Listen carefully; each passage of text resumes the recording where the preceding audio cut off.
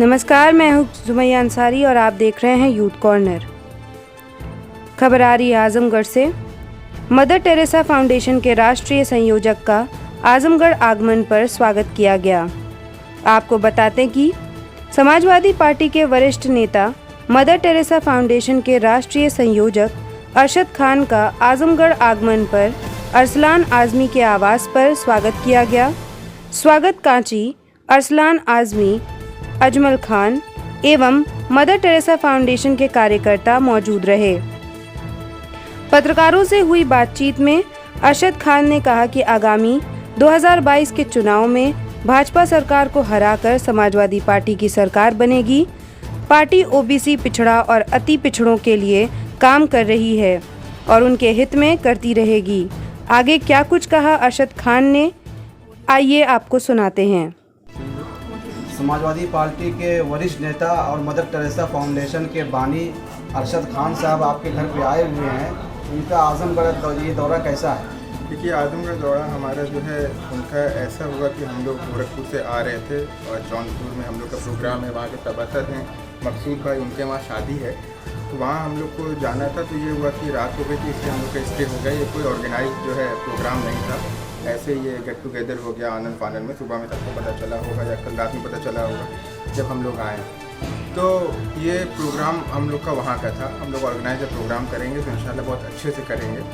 और ये हम लोग जो काम कर रहे हैं मदर टेरेसा फाउंडेशन पे, वो खिदमत खल्क के लिए कर रहे हैं, लोगों को जोड़ने का, लोगों को भलाई के लिए काम करने का, लोगों के अंदर स्किल डेवलपमेंट का हम लोग काम कर रहे हैं और जो कि काम बहुत शानदार चल रहा है। मंत्री की वार्ता हुई है लेकिन इसका कोई निष्कर्ष नहीं निकला, आखिर क्या वजह है इसका? नहीं, क्योंकि वो पैसा ले चुके हैं और उद्योगपतियों से बात कर चुके हैं, तो किसानों की बात इसलिए मानने के लिए तैयार नहीं है। लोकतंत्र लोक लाज से चलता है, शर्म है चलता है। हम देख रहे हैं कि 15 साल पहले एक वक्त आया था कि सारे इलेक्शन की डेट लोकसभा और जुमा के दिन पड़ी। उसमें हम लोगों ने दिल्ली के जंतर मंतर में जाकर जुमा की नमाज पढ़ी और मेमोरेंडम दिया कि जुमा के दिन डेट बदल दिया जाए। तो सरकारों ने डेट बदल दिया।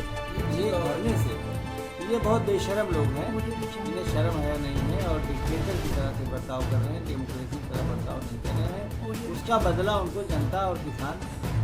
लोकतंत्र के अंदर बैलेट से होता था पहले, आज ईवीएम से होता है। तो हमारी भाजपा कहती है कि 3 तलाक पे कि 31 विश्व में 3 तलाक बैन है, तो ईवीएम तो पूरे विश्व में बैन है। तो क्या आप चुनाव ईवीएम से संतुष्ट है? क्योंकि धर्मेंद्र यादव का चुनाव आपकी पार्टी का एक निशानी है। देखिए, तलाक अलग इशू है। नहीं, मेरा कहने का मतलब ये था कि वो बीजेपी को सवाल का जवाब देना कोई ज़रूरी नहीं है, लेकिन ईवीएम में पारदर्शिता नहीं है। जनता वोट देती है, उसे पता नहीं लगता कि उसका वोट जिसको दिया मिला कि नहीं मिला। कंफ्यूजन है, इसे लोकतंत्र में कंफ्यूजन नहीं होना चाहिए। उस कंफ्यूजन को ख़त्म करने के लिए बैलेट पेपर से चुनाव होना चाहिए। इसकी मांग समाजवादी पार्टी करती रही है, आज भी कर रही है। और जब उत्तर प्रदेश में हमारी सरकार बनेगी, कम से कम उत्तर प्रदेश में हम लोग ये कानून बना देंगे कि कोई भी चुनाव उत्तर प्रदेश में बैलेट पेपर से ही हो। ऐसा अखिलेश यादव जी ने भी लगातार ऐलान किया है, आपने देखा। बहुत से लोग कहते हैं घटी नहीं और किसकी सरकार आ जाएगी और कैसे महंगाई घट जाएगी, ये कैसे है आप मान सकते हैं? देखिए, अभी आदरणीय नरेंद्र मोदी जी के पहले वो तो कहते हैं कि कुछ पहले था ही नहीं।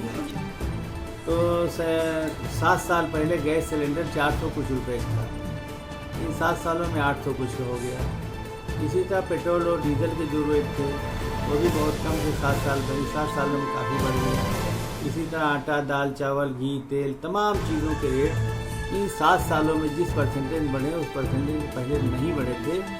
तरक्की और खुशहाली जिस रेट से बढ़ रही थी उस रेट से पहले महंगाई बढ़ रही थी। इधर तरक्की की रफ्तार घटी है, जीडीपी माइनस में चली गई है और महंगाई बहुत ज़्यादा बढ़ गई, इसलिए जनता परेशान है। आप कुछ लाभ मिलेगा?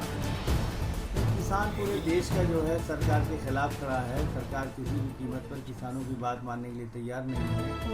और इन्होंने जो तीनों कानून बनाए हैं, लॉकडाउन में अध्यादेश जारी कर दिया था, ऑर्डिनेंस कानून बना दिया था, उद्योगपतियों से बात करके बनाया है कि किसानों से बात करके नहीं बनाया है। समाजवादी पार्टी भी आंदोलन चला रही है, किसान पूरे देश के किसान संगठन चला रहे हैं और आदरणीय नरेंद्र मोदी जी से हम आपके ज़रिए से मांग करना चाहते हैं कि किसानों की बात मानकर आपका बहुमत 2024 तक आप जो चाहें कानून बना सकते हैं, इतना ज़्यादा बहुमत है आपके पास। तो किसान नेताओं के साथ 15 दिन बाद बैठक करके फिर उनसे सहमति लेकर जो उनकी शंकाएँ दूर करके नए कानून बना देंगे, आंदोलन भी खत्म हो जाएगा और किसान संतुष्ट हो जाएंगे, देश तरक्की भी करेगा। किसानों से बात करके कानून बनाइए, लेकिन आदरणीय नरेंद्र मोदी जी ने अडानी और अंबानी से बात करके कानून बनाया है। वो किसानों से न बात करने के लिए तैयार हैं और न किसानों की बात मानने के लिए तैयार हैं। हमें पूरा लगता है कि किसान जो है 2024 में उनकी सरकार उखाड़ देंगे और 2022 में भी योगी आदित्यनाथ जी की सरकार नहीं आएगी, अखिलेश यादव जी की सरकार उत्तर प्रदेश में बनेगी, क्योंकि किसान मजदूर नौजवानों को रोजगार नहीं मिला है, मजदूर की परेशान है। आज तो कोरोना में ऐसा हुई सरकार की 30-40% लोग खाना नहीं पेट भर पा रहे हैं, मजदूर जो है बहुत बेरोजगारी बढ़ी है। कुल मिला के जो इनका हिंदू और मुसलमानों को बांटने का धंधा था उस पर बहुत बुरा असर पड़ा है और 2022 से धंधा नहीं चलेगा और योगी आदित्यनाथ जी की सरकार जाएगी, अखिलेश यादव जी की सरकार 2022 में इंशाल्लाह आएगी। लेकिन नेता हैं और मदर टेरेसा फाउंडेशन के बानी हैं, जो ओबीसी हैं, बैकवर्ड हैं, पिछड़े हुए हैं, उनमें क्या मेहनत हो रही है, उनको उनके दरमियान जो है इन बिरादरियों को जोड़ने के लिए समाजवादी पार्टी के राष्ट्रीय अध्यक्ष अखिलेश यादव से कोई बातचीत चल रही है कि इनको इनमें मदर टेरेसा फाउंडेशन तो उसके लिए लड़ाई लड़ रही है कि 50 ओबीसी जो आबादी उनकी 52% है। शेख सैयद पठान छोड़कर सारे मुसलमान बैकवर्ड हैं, उनको उसका फ़ायदा मिल रहा है जो 24% उसी तरह से ब्राह्मण क्षत्रिय बनिया लाला और दलित आदिवासी छोड़कर सारे हिंदू भाई बैकवर्ड में और बड़ी तादाद में सिख और ईसाई भी हैं। तो मदर टेरेसा फाउंडेशन के ज़रिए से हम पूरे देश में लड़ाई लड़ रहे हैं कि पिछड़ों की आबादी 52% है, उन्हें 52% रिजर्वेशन लोकसभा में, राज्यसभा में, विधानसभा, विधान परिषद में, न्यायपालिका में, नौकरियों में, ग्राम पंचायत, नगर पंचायत, एजुकेशन में हर जगह मिलना चाहिए और बड़ी तादाद में लोग जुड़ रहे हैं, उस पर काम हो रहा है। उसी तरह दलित आदिवासियों, दलित ईसाइयों के लिए भी मदर टेरेसा फाउंडेशन के बैनर से हम पूरे देश में लड़ाई लड़ रहे हैं। उनका रिजर्वेशन पहले 18% था, मुलायम सिंह ने बढ़ाकर 21% किया था, लेकिन तरक्की सबने किया 73 सालों में, लेकिन सबसे कम तरक्की दलितों आदिवासियों की है, इसलिए उनका रिजर्वेशन का कोटा बढ़ाकर 30% कर दिया जाए। और तरक्की कम इसलिए हुई है, दलितों आदिवासियों के 60-70% लोगों के पास खेती के लिए ज़मीन नहीं है, तो सिर्फ मजदूरी करते हैं और मजदूरी नहीं मिलती तो उनके बच्चे भूखे रहते हैं। इसे सरकारों को चाहिए, उनको जो भूमिहीन है दलित और आदिवासी, उनको भी मुख्य धारा में शामिल करने के लिए पर परिवार 2 एकड़ 3 एकड़ ज़मीन देने का इंतज़ाम करें सरकारें, या कम से कम एक सरकारी नौकरी दे दें जिससे वो लोग भी तरक्की करके राष्ट्र की मुख्य धारा में शामिल हो सकें। तो मदर टेरेसा फाउंडेशन का संगठन भी बहुत बड़ा है, पूरे उत्तर प्रदेश में और पूरे देश में है। उत्तर प्रदेश में 300, 400, 500 कैडर हर जगह मदर टेरेसा फाउंडेशन के काम कर रहे हैं, सोशल काम भी कर रहे हैं।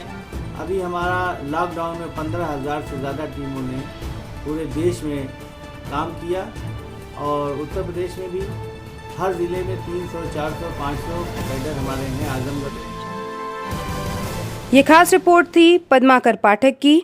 आज की खबर में बस इतना ही। ऐसी खबरों को देखने के लिए जुड़े रहे यूथ कॉर्नर के साथ।